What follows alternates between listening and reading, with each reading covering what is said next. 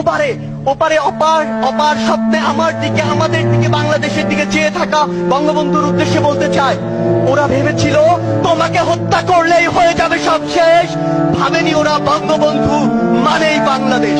হ্যাঁ, আমার বঙ্গবন্ধু মানে বাংলাদেশ। 15ই আগস্ট 1975 জন্য আমরা শোক পালন করবো না।